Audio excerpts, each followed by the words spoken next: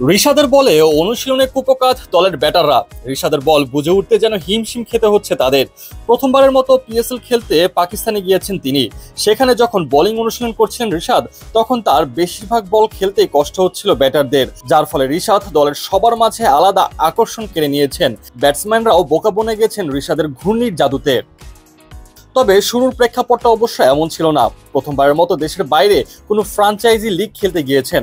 বলার অপেক্ষা রাখে না, কিছুটা হলেও নার্ভাস ছিলেন তিনি। সেই নার্ভাসনেস নিয়েই শুরুতে বল করতে গিয়েছিলেন তিনি, আর তাতেই বাধে বিপত্তি। দেদার্সে 4 ছক্কা মার খেয়ে অবস্থা যেন কাহিল রিশাদের।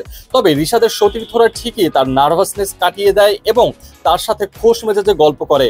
এরপরেই এই বাংলাদেশি লেগই দেখাতে থাকেন তার ঘূর্ণির জাদু, আর সেখানেই ব্যাটাররা পরাস্ত হতে থাকে তার বলে বাউন্ডারি হাঁকাতে।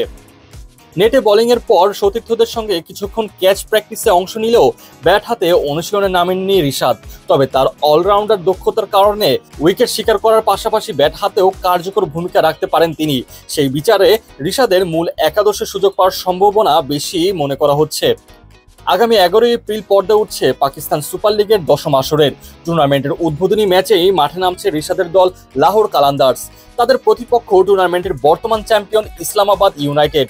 এরই মধ্যে ক্যাম্পে যোগ দিয়েছেন রিশাদ ও লিটন। সোমবার বাংলাদেশ ছাড়েন তারা। এরপর করাচি কিংসে লিটনকে আর লাহোর কালান্দার্স রিশাদকে স্বাগত জানায়। বাংলাদেশ ক্রিকেট বোর্ড এবারের আসরের জন্য রিশাদ ও লিটনকে পুরো সময়ের জন্য এনওসি দিয়েছে। ফলে দুজনই থাকছেন না জিম্বাবুয়ের বিপক্ষে টেস্ট সিরিজে। অন্যদিকে পেসার নাহিদ রানা একটি টেস্ট খেলে তারপর পিএসএল এ যোগ দিবেন।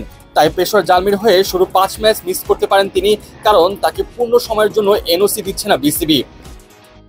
সব মিলিয়ে এবারের পিএসএল এ রিশাদের পারফরমেন্স নিয়ে রয়েছে বাড়তি কৌতূহল।